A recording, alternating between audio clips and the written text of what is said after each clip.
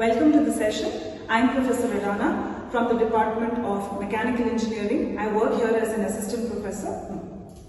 Welcome to the session. I am Professor Rana working as assistant professor in the Department of Mechanical Engineering, MIT, Mysore. In this session, I will be teaching you what we do in the metrology lab when it comes to the measurement of threaded specimen. There are different methods in which we can measure the various diameters that are involved in any threaded specimen, as we know. So in this session, we will be learning the major diameter, the minor diameter, the effective diameter of a threaded specimen using an apparatus which is called as a floating carriage. So this floating carriage is an assembly of a micrometer which is going to help us to understand or measure the outer diameter or the major diameter, the minor diameter and the effective diameter of a threaded specimen. So why do we need to find out all of these diameters? Why do you need to find out, why do you need to use a floating carriage to measure any of this? When we want to find out if a particular specimen, threaded specimen has been manufactured onto the standards, then we need to use this device. A scale is a measuring device, as you know. So to find out what is the least dimension that scale can measure, we need to find out the least count of that scale. So to find out the least count of the micrometer on the head scale, that is the head scale of the micrometer, we need to find out the ratio between the distance moved on the main scale for one complete rotation,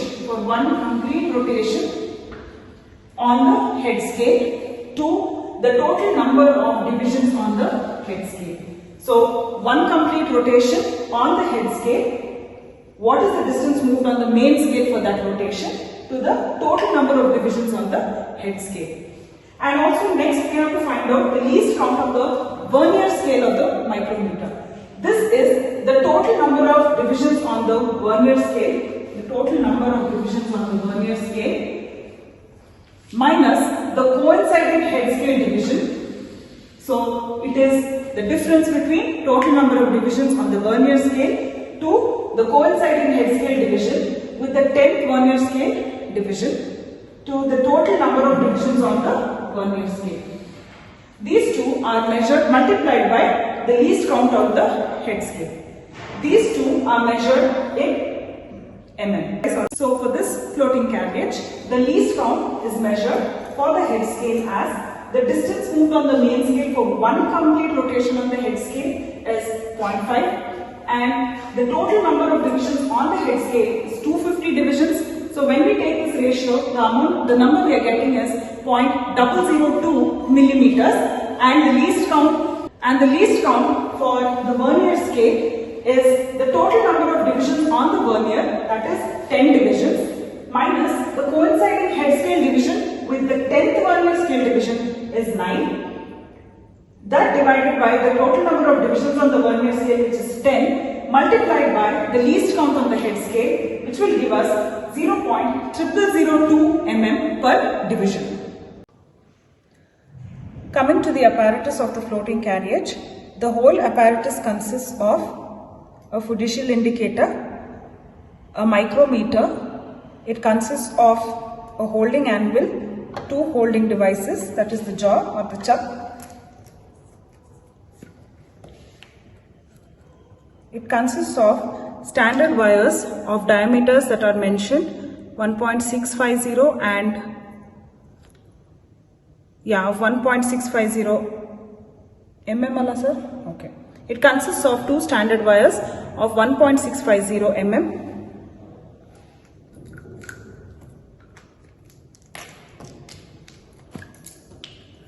It consists of two standard prisms. These prisms are used during the measurement. We will be measuring one standard specimen and one threaded specimen.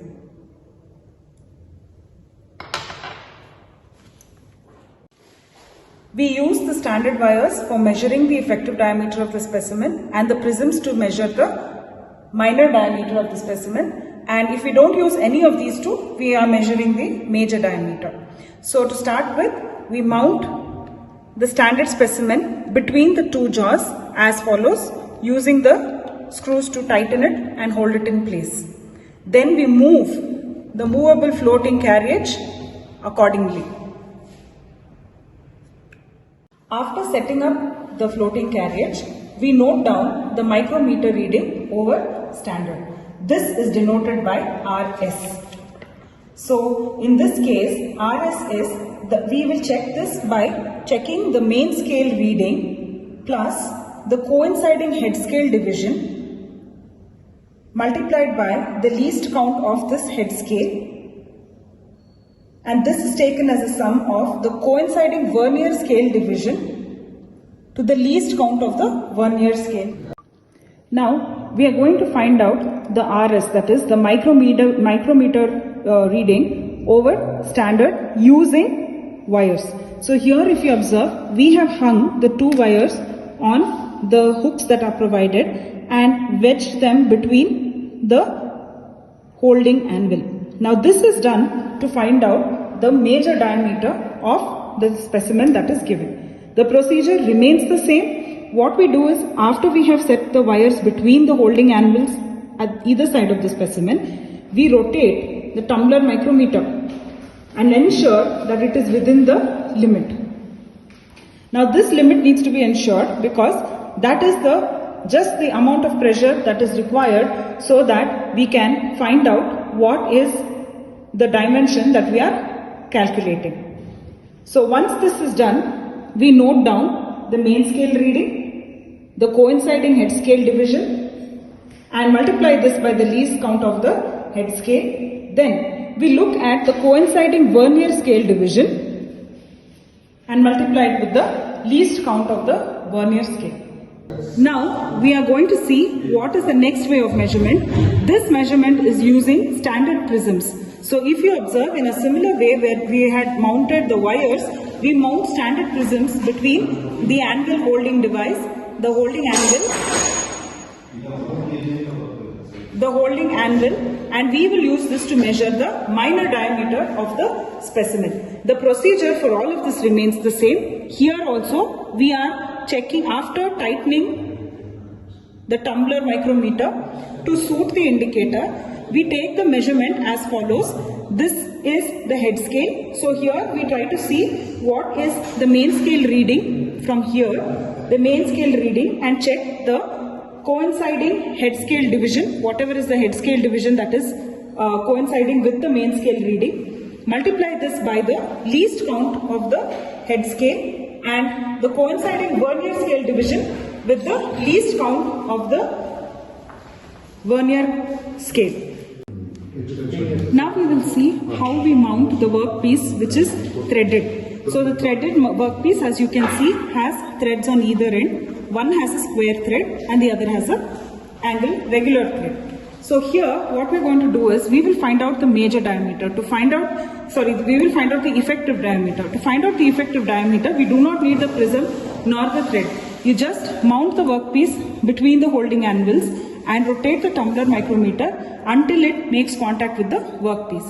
Then we proceed to find out the readings from the micrometer. So here we again, after rotating the micrometer head to the desired position, we take the main scale reading. We count the number of divisions on the main scale, multiply it by 5 because that is the division, distance between the divisions, and then add the coinciding head scale division multiplied by the least count of the head scale, which is 0.002. Add this to the coinciding vernier scale division from here, the coinciding vernier scale division to the least count on the vernier scale.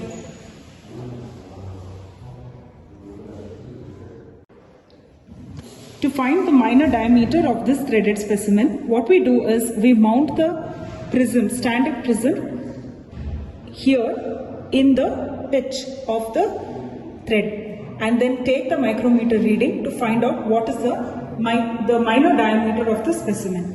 In the event of wanting to find the major diameter of the specimen, instead of the standard prism, we use the standard threads provided. So after taking down the readings, there are certain terminologies which we need to pay attention to. while we are doing the calculation. The diameter of the standard wire, which we already saw was 0.65, and then we are going to check out the diameter for the threaded specimen. We need to take the value of the pitch, it will be given. Then the pressure angle of the threaded specimen, the diameter of the standard specimen, micrometer reading is what we have taken after loading the specimen onto the workpiece or to the device. These are given and known to us, while the rest are calculated. So we calculate the micrometer reading over the standard specimen as RS. In this case, after reading from the micrometer, we got a value of 10.751. How did we get this? The main scale reading 10.5. The coinciding head scale division is 25. The total divisions between one scale on the head scale is 5. So we multiply 25 with 5. This is the least count on the head scale. This is 0.002. And this is added to the coinciding vernier scale division, which is 5, and the least count of the vernier scale, which is 0.3.